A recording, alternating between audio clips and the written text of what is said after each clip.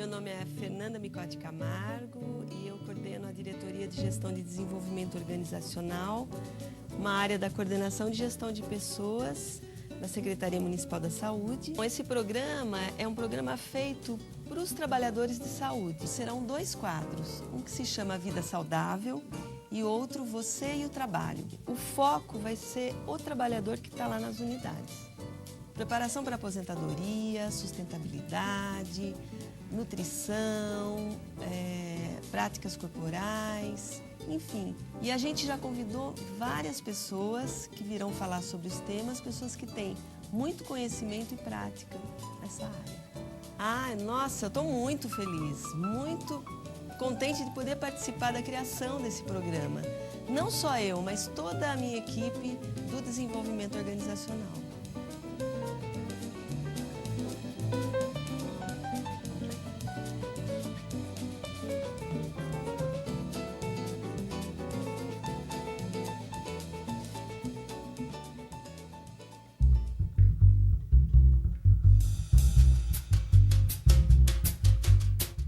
Olá, muito boa tarde a todos que estão nos assistindo agora, nesse momento.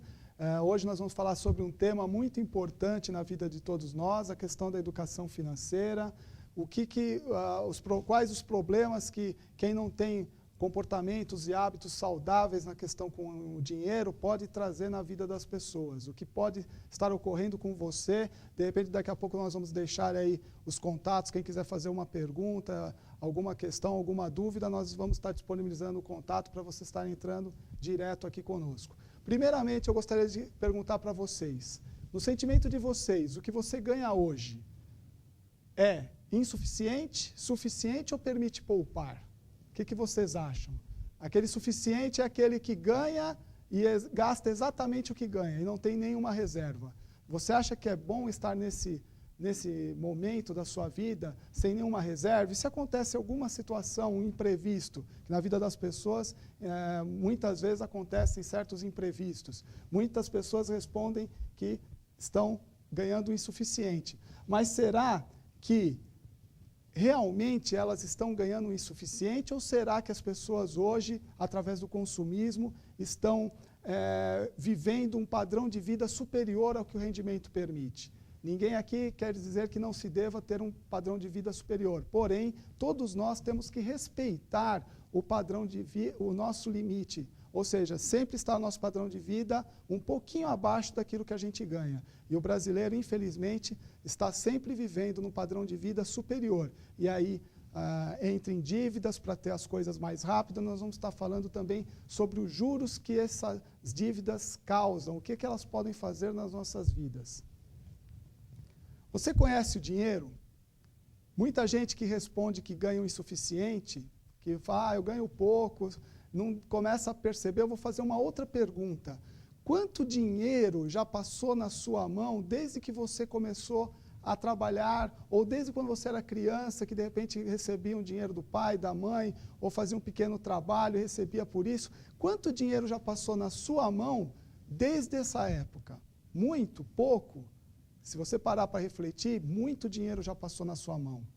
E agora é aquela questão, quanto desse dinheiro que já passou na sua mão, que você provavelmente agora está pensando, puxa, realmente já passou muito dinheiro na minha mão até hoje. E quanto desse dinheiro você conseguiu poupar? Quanto desse dinheiro você conseguiu reservar para realizar sonhos maiores, realizar objetivos mais importantes na sua vida? E hoje não. Você fala assim, muitas pessoas falam nesse momento, puxa, muito pouco ou nada eu consegui guardar. E o que eu tenho são dívidas e mais dívidas. Hoje você trabalha para pagar dívidas ou para realizar sonhos? O que você acha dessa situação? Acordar todo dia de manhã e trabalhar pensando, puxa, eu vou trabalhar porque eu tenho que pagar a dívida tal, tenho que pagar o carnê, tenho que pagar o aluguel, tenho que pagar isso, pagar aquilo. Qual é o prazer que você tem em acordar todo dia com esse tipo de pensamento? Não é muito melhor você acordar e falar, eu vou trabalhar hoje, porque o fruto do meu trabalho está permitindo que eu esteja caminhando para realizar muitos sonhos. Já realizei vários e tenho muitos outros para realizar. É um conceito totalmente diferente. A importância da educação financeira na vida das pessoas. O descontrole financeiro pode causar problemas de relacionamento, certo? Muitos casamentos acabam as pessoas se separam devido a problemas financeiros. A parte de saúde também é afetada da pessoa, certo? A parte da saúde na vida das pessoas também afeta e muito. Muitas pessoas hoje com estresse, com depressão, né, motivados por questões financeiras. E olha só o outro problema também, questão do acúmulo de dívidas, né? Muitas dívidas para pagar, muitas coisas que você deixa de fazer prazerosamente para pagar a sua conta no final do mês.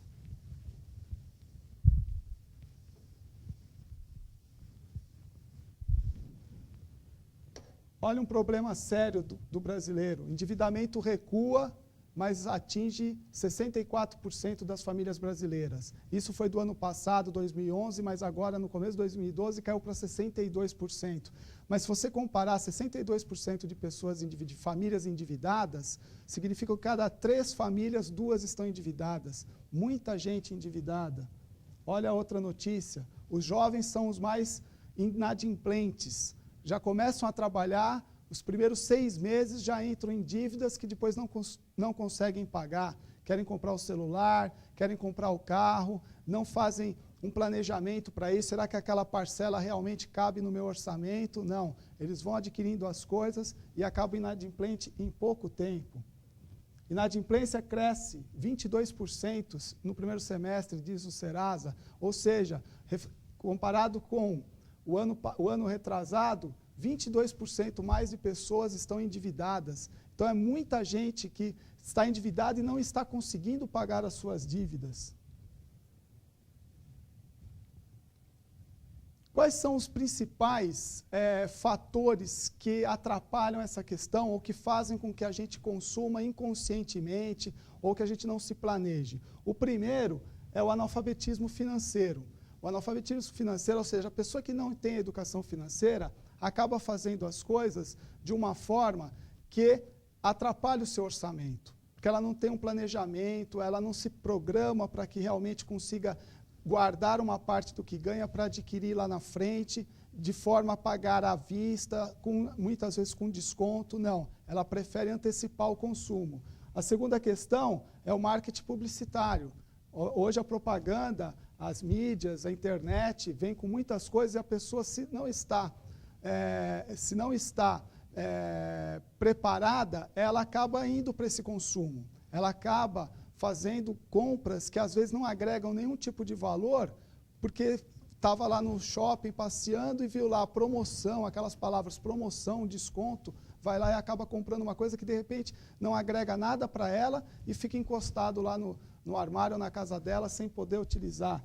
E a outra questão, você não precisa do dinheiro, certo? Você não tem o dinheiro, mas o crédito fácil faz com que aquilo que você viu foi atraído pela mídia, você acaba com o crédito fácil, não tem o dinheiro, você vai lá e financia o seu sonho. E aí acaba o quê? Gerando o consumo não consciente.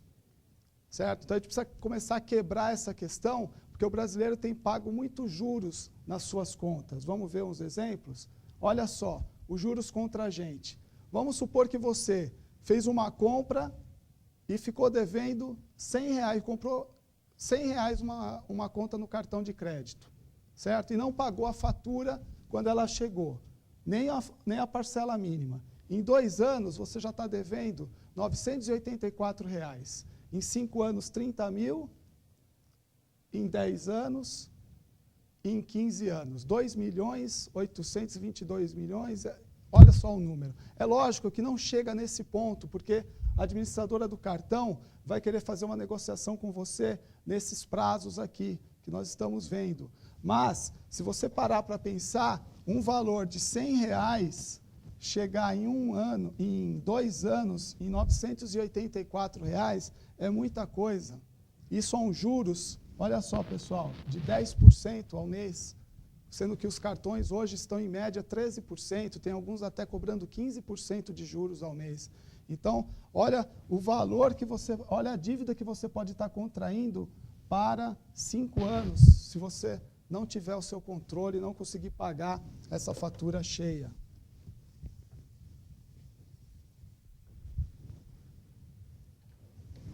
A escolha é de quem nesse momento? Quando você faz uma compra utilizando esses tipos de financiamento, o que isso traz? O que está por trás disso tudo? Os juros. E eles são altíssimos no Brasil. O Brasil é um país que tem a maior taxa de juros. Essa semana, inclusive, a Caixa Econômica, o Banco do Brasil começaram a diminuir essa questão dos juros. Porém, isso me preocupa no seguinte ponto: isso pode estimular que as pessoas vão atrás de novos empréstimos, novos créditos para comprar mais coisas, mas elas não estão preparadas para isso. Elas não se programaram, elas não planejaram, elas não colocaram no orçamento dela se elas realmente podem ou não estar adquirindo tais produtos. Então, como os juros ficou mais baixo, elas acham, agora eu posso, mas não faz um planejamento. Se você parar e pensar, mas os juros caiu de 4%, 5% para 1%, 2%, vale a pena? Vale se você tiver capacidade no seu orçamento para adquirir aquilo. Então, faça uma análise, verifique direitinho se você realmente pode pagar aquela parcela, porque se você ficar inadimplente, você corre o risco de ter seu nome negativado, você corre o risco de perder o bem, certo? E muitas pessoas, por exemplo, o crédito consignado, quando geraram, inventaram, fizeram o crédito consignado, acharam que o crédito consignado ia ser a tábua de salvação dos aposentados. O que está acontecendo hoje, depois de alguns anos que o crédito consignado foi implantado? Os juros são baixos, só que os aposentados estão completamente endividados, não estão conseguindo pagar as parcelas desse crédito consignado, e comparado com os outros juros, o crédito consignado é baixo. São essas taxas que hoje estão diminuindo, estão ficando um pouco menores até que o crédito consignado, mas se a pessoa não tiver educação financeira, se a pessoa não conseguir parar e se planejar, ela vai entrar num processo de endividamento que depois, um ano num processo desse, pode levar anos e anos para poder sair dessa dívida. Então, analisem direitinho, vejam as suas contas, pensem antes de serem levados pela emoção de sair para o consumo, porque a taxa de juros caiu. Agora, vamos ver os juros a nosso favor. Olha a diferença. Se você tem o hábito de guardar R$100 por mês, em um ano você terá R$1.200. Em 5 anos, em 10 anos, em 30 anos, você teria acumulado R$207 mil guardando R$100 por mês. Eu te pergunto, R$100 é plausível você guardar? É possível você tirar do seu orçamento e guardar esse dinheiro para daqui 30 anos, por exemplo, ou daqui 10 anos você ter um valor legal depositado para uma reserva, ou o que é melhor, para realizar seus sonhos? Qual é o brasileiro hoje que depois de 30 anos de trabalho, se ele pudesse ter pensado antes, se eu tivesse conseguido guardar R$100 30 anos atrás, significa que eu teria R$200 mil guardados. Por que eu não fiz isso? Porque não tinha, primeiro, não tinha objetivo, né? Segundo, não tinha a consciência financeira, que hoje a pessoa pode estar tendo essa consciência, falar, poxa, R$100 não é tão difícil eu guardar. Eu gasto isso com coisas que não me agregam. Se ele fizer um levantamento no orçamento dele, ele vai ver várias despesas, que se ele tirar 10 daqui, 15 dali, mais 20, não chega no final do mês, ele consegue guardar 100 ou até mais, entendeu? Para ter no futuro um valor que seja interessante. E olha só, se a pessoa consegue guardar R$500 mensais, em 30 anos ela teria mais de R$1 milhão. Não precisa nem participar do Big Brother, da Globo. A gente pode fazer o nosso pé de meia, mas tem que ter disciplina, tem que ter perseverança, tem que estar educado financeiramente, porque senão o marketing e o crédito fácil vão levar você a pegar essas reservas e gastar em coisas que não agregam. Quantas pessoas falam, nossa, eu comprei já um monte de coisa que eu usei 1 ou 2 vezes e deixei guardado depois no armário. Depois de um ano eu percebi que eu não ia usar mais e acabei me desfazendo, doando, entendeu? São valores que poderiam fazer essa diferença na vida das pessoas, certo? Então, fiquem bem atentos, principalmente aos pequenos gastos. A gente sabe, geralmente, o brasileiro sabe onde gasta nas coisas maiores. Se paga aluguel, a escola do filho, a prestação do carro, ou a prestação da casa, supermercado. Tudo isso a pessoa já tem uma noção de quanto gasta por mês. Mas e os pequenos valores? Esses é que fazem a diferença. Tem muita gente que fala, poxa, eu ganho, sei lá, R$1.000, as minhas despesas são 700, as maiores. Mas eu não sei para onde vai os meus R$300.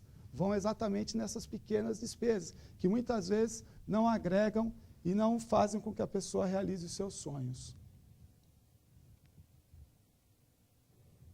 Aqui é um quadro muito legal.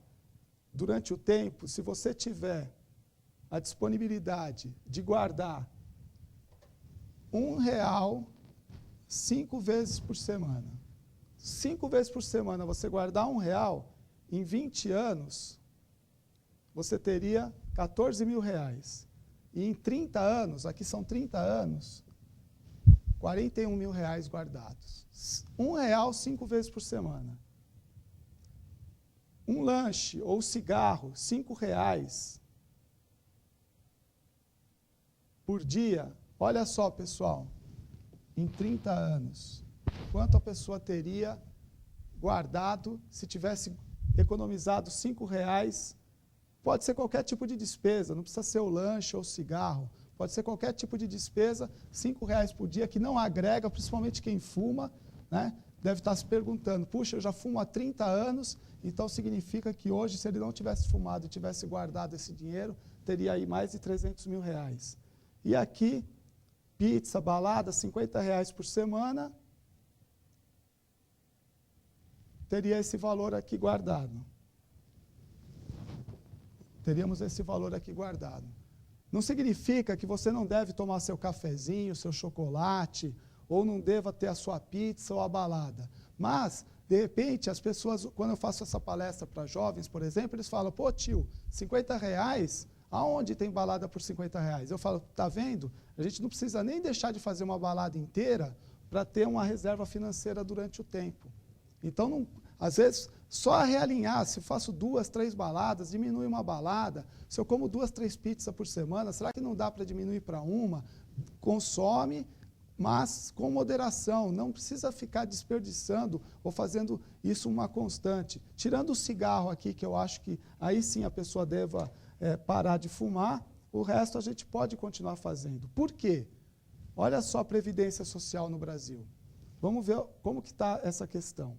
46% precisam continuar trabalhando, dos aposentados. 46% dependem de parentes. 28% dependem da caridade. E 25% precisam continuar trabalhando.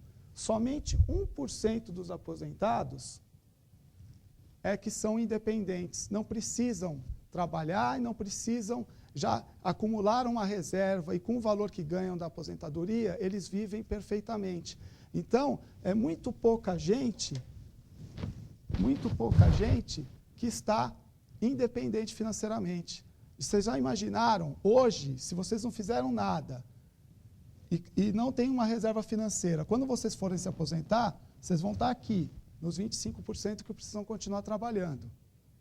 E Deus queira que vocês tenham saúde para continuar trabalhando e tenham disposição e tal. Porque você já pensou ter que depender de parente, ou o que é pior, depender da caridade dos outros para poder viver? E hoje o brasileiro está vivendo cada vez mais.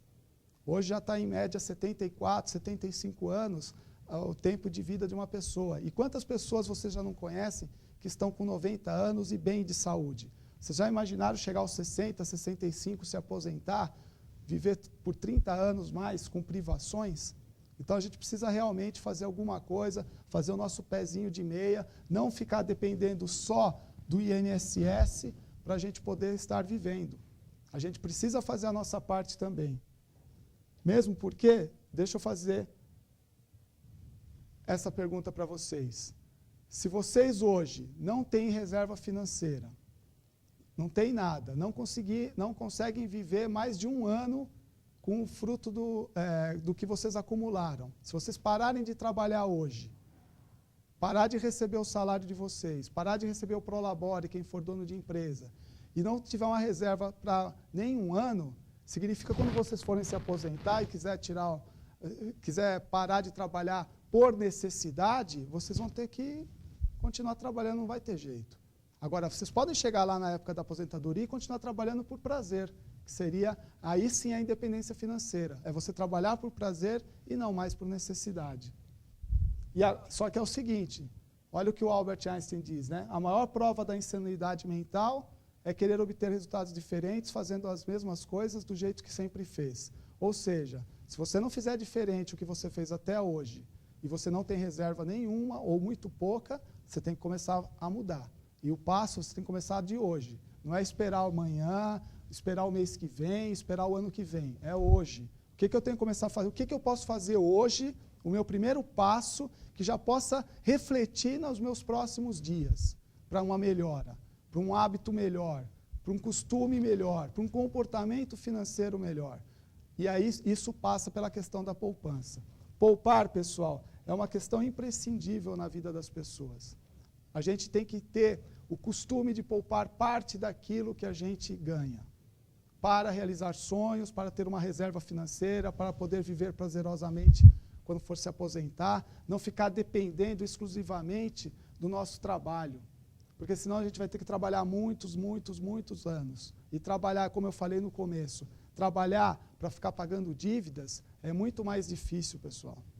A vida vai passar rápido, a vida passa muito rápido e a gente precisa tomar atitude agora. Então, eu quero que vocês se comprometam a partir de hoje, já pensar o que eu posso fazer a partir de hoje, a partir de agora, para melhorar essa minha questão financeira. Eu não quero ficar nos 99% que depende de alguma coisa lá na frente. Eu quero realizar sonhos, eu quero pegar minha família, eu quero viajar no final do ano. Eu quero comprar um carro, mas não comprar um carro do jeito que hoje as pessoas fazem, dando 0 de entrada e financiando em 60, 72 meses, pagando 2, 3 carros. A questão é, será que vale a pena eu antecipar esse sonho de forma a me prejudicar no meu orçamento, a comprometer, a que eu tenha que pagar boa parte daquilo que eu ganho, ser canalizado para pagar juros para os outros? Por que eu não me pago primeiro? Por que eu não separo esse dinheiro e lá na frente, com calma, eu vou lá e compro o carro à vista, ou dou uma boa entrada para minimizar ao máximo a questão dos juros? Quem fala, tem muita gente que chega em determinados momentos e fala assim, mas se eu não tiver dívida, eu não tenho as coisas. Mas aí eu retorno para essa pessoa, e se você for uma dessas pessoas, pare e pense, quanto que você já não pagou de juros para os outros, que poderia ter ficado para você realizar mais sonhos? Quem realiza sonhos contraindo dívidas, realiza os sonhos, com certeza, mas durante a vida vai realizar muito menos sonhos do que poderia ter feito. É só uma questão de hábito e comportamento. Então, pare e reflita nessa situação. Tem uma pergunta no final que eu gostaria de deixar para vocês.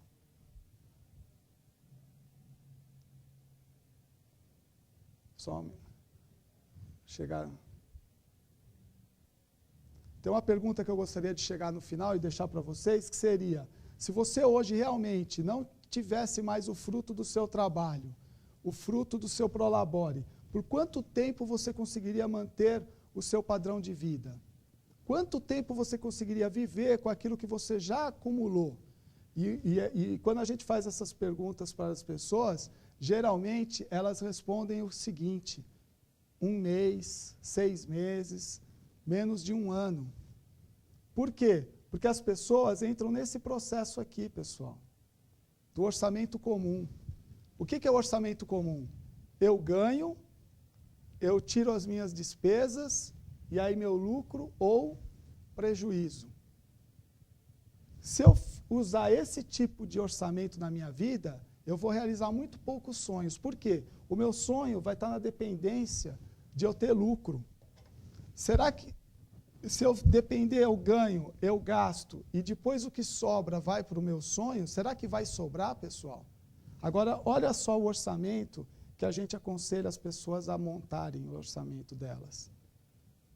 Tem uma pequena diferença. Eu ganho, sim, só que eu tiro para os meus sonhos e depois eu adequo as minhas despesas ao que sobrar dessa diferença. Assim você vai estar priorizando o quê, pessoal? A realização dos seus sonhos. E você vai começar a realizar sonho após sonhos. Nós, na metodologia que nós pregamos, que nós passamos para as pessoas têm que ter pelo menos 3 sonhos. Um de curto, um de médio e um de longo prazo. Certo? Então, curto prazo é até 1 ano. O que eu quero realizar até 1 ano? Definir quanto eu preciso para realizar esse sonho e já separar. Quanto eu preciso para um sonho de médio prazo, que é de 1 a 10 anos? Daqui a 5 anos eu quero fazer uma viagem. Quanto eu preciso para essa viagem? Quanto eu vou começar a guardar para essa viagem? E acima de 10 anos, que pode ser aposentadoria, pode ser independência financeira, pode ser qualquer sonho, pessoal. O sonho é para cada um tem seu sonho. O que é para mim importante, talvez não seja importante para você, mas não importa. O importante é você separar o dinheiro para realizar os seus sonhos. Você ganha, tira para o seu sonho e depois você vai ter as suas despesas. Aí sim, pessoal, vocês vão entrar numa metodologia, numa forma de vida que vocês vão estar realizando cada vez mais sonhos.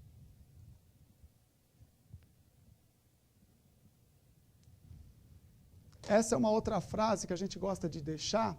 Se você não sabe em que lugar quer chegar, qualquer caminho serve. E na parte financeira, se você não tem definido os seus sonhos, os seus objetivos, e você não começar a separar, poupar o dinheiro para realizá-los, esse dinheiro vai para vários lugares que você nem vai perceber. E vão passar o tempo, os anos vão passando, e você vai deixando de realizar os seus sonhos, e você vai entrando em dívidas, e às vezes 1 ano de má administração financeira, de consumo inconsciente, de comprar as coisas através do crédito fácil, por menor que seja o valor dos juros, isso pode comprometer anos da vida sua financeira.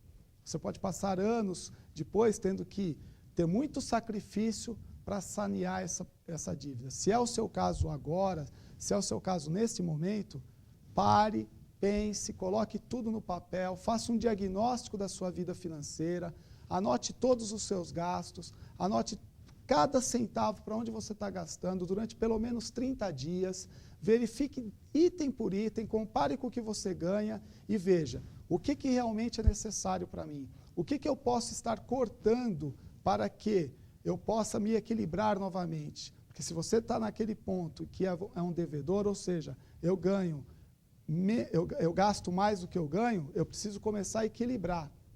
Eu preciso equilibrar essa situação e depois partir para a questão de realizar os seus sonhos, começar a guardar o dinheiro, começar a investir em coisas que dão prazer e não ficar dependente de outros créditos para ficar cobrindo outros empréstimos. Tem muita gente hoje no Brasil pegando um empréstimo para pagar outro e a dívida, o buraco vai cada vez mais aumentando.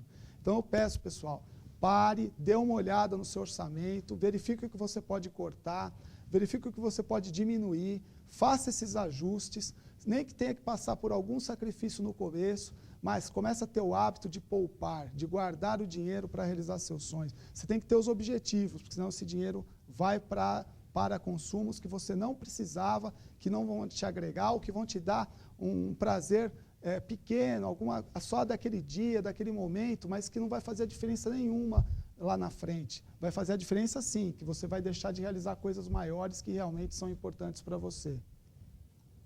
Então, a frase final aí, poupar é o maior desafio, mas é tranquilo de você tentar começar a fazer isso agora, não desista, procure dar o primeiro passo, como eu falei, o que eu já posso começar a fazer hoje, que já vai fazer com que daqui a 7 dias eu já esteja melhor. Daqui a 30 dias eu vou estar melhor. Sempre pensando nesse momento. O que você tem que fazer hoje para daqui a 1 ano você querer alguma coisa que realmente importa. Comece, põe em prática, não desista, certo? Não ache difícil.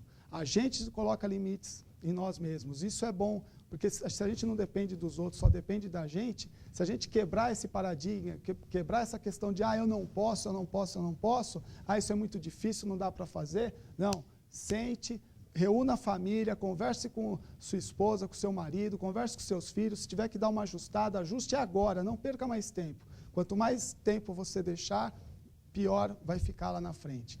E essa é a mensagem que eu gostaria de deixar para vocês. O programa passou muito rápido, 30 minutinhos.